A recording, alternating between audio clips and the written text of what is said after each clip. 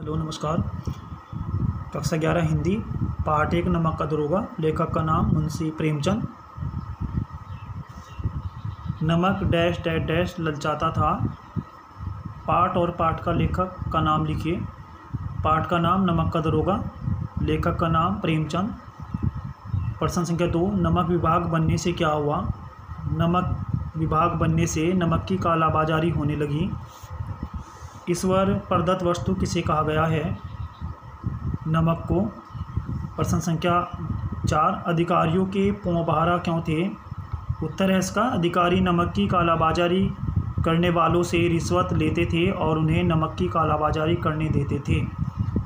दूसरा पैरा, मासिक वेतन डैश डैश डैश उठने लगे। पहला प्रश्न, मासिक वेतन को पूर्णमासी का चांद क्यों कहा गया है? उत्तर है इसका, वेतन को पूर्णमासी का चांद इसलिए कहा गया है क्योंकि यह महीने में एक बार मिलता है। पूर्णमासी का चांद भी महीने में एक बार ही दिखाई देता है, उसके बाद वह घटता जाता है और एक दिन लुप्त हो जाता है। यह स्थिति वेतन की होती है। प्रश्न संख्या 2, मुंशी जी को क्या सुख संवाद मिला? वृद्ध मुंशी जी को यह सुख संवाद मिला कि उनके पुत्र को नमक के दरोगा पद पर नौकरी मिल गई है।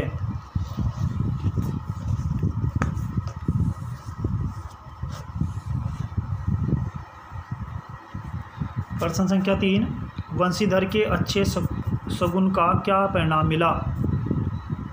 वंशीधर को अच्छे शगुन का यह परिणाम मिला कि उन्हें जाते ही नमक के दरोगा पद पर नौकरी मिल गई। अभ्यास प्रश्न देखा। प्रश्न संख्या 1, कहानी का कौन सा पात्र आपको सर्वाधिक प्रभावित करता है और क्यों? मुंशी वंशीधर नमक का दरोगा कहानी के प्रमुख पात्र हैं।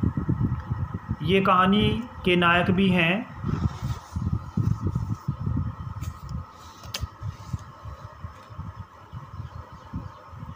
इस कहानी का आधार उनका चरित्र है। उनके चरित्र में निम्नलिखित विशेषताएं हैं। निर्धन एवं अभावग्रस्त। वंशीधर का परिवार निर्धन एवं अभावग्रस्त है। उनके परिवार की आर्थिक स्थिति ठीक नहीं है। घर में आय का एकमात्र स्रोत उनकी मासिक आय थी। उससे बड़ी मुश्किल से परिवार का भरण पोषण होता है। उसके घर में उसकी बहनें थीं जिनकी जिम्मेदारी उनके ऊपर थी। उनके पास पढ़ाई के सिवाय कुछ नहीं था। दृढ़ निश्चयी एवं कर्मठ। वंशीधर सुनते सबकी थे पर करते अपने मन की थे। वंशीधर कर्तव्यनिष्ठ व्यक्ति थे। वे जानते थे कि ओलोपोदीन कितने शक्तिशाली हैं और वे क्या कर सकते हैं। वंशीधर अकेले ही उनके और उनके धन के सामने डटे रहे। अदालत में भी वंशीधर ने उनके धन का डटकर सामना किया। पारखी। वंशीधर पारखी दृष्टि रखते थे। जब पंडित ओलोपोदीन उनके घर आए तो वे अपनी पारखी दृष्टि से जान गए थे कि उनसे समझदार स्वामी और नहीं मिल सकता, क्योंकि सरकारी विभाग की हालत वे देख चुके थे। ईमानदार एवं साहसी अधिकारी। वंशीधर अपनी कर्तव्यनिष्ठा के साथ साथ साहसी ईमानदार अधिकारी भी थे। उनके कार्य के प्रति निष्ठा के फलस्वरूप ही ओलोपोदीन के 40,000 की रिश्वत को ठुकरा दिया था। वंशीधर एक कर्तव्यनिष्ठ, स्वाभिमानी, ईमानदार, विनम्र, सहनशील व्यक्ति थे।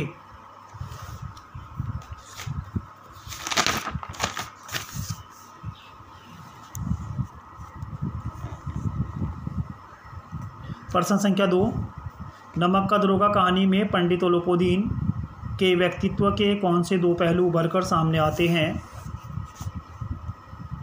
चोरबाजारी और तस्करी के द्वारा धन कमाना ही पंडित ओलोपोदीन का उद्देश्य था। रिश्वत एवं लालसा उनके सुरक्षा के साधन थे। पैसे के द्वारा वे ईमानदारी और सच्चाई का गला घोटने में सक्षम थे। अनैतिक कार्यों के प्रति रुचि। चोरबाजारी और तस्करी के द्वारा धन कमाना ही पंडित ओलोपोदीन का उद्देश्य था। रिश्वत एवं लालसा उनके सुरक्षा के साधन थे। पैसे के द्वारा वे सच्चाई और ईमानदारी का गला घोटने में सक्षम थे। धन के उपासक।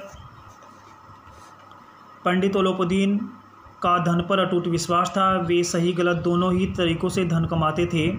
नमक के व्यापार द्वारा भी वह धन कमाता था। जीवन की कठिन घड़ी में पैसा उसका सबसे बड़ा सहारा था।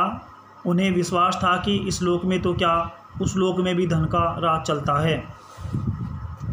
नमक का दरोगा कहानी के माध्यम से कहानीकार क्या संदेश देना चाहता है?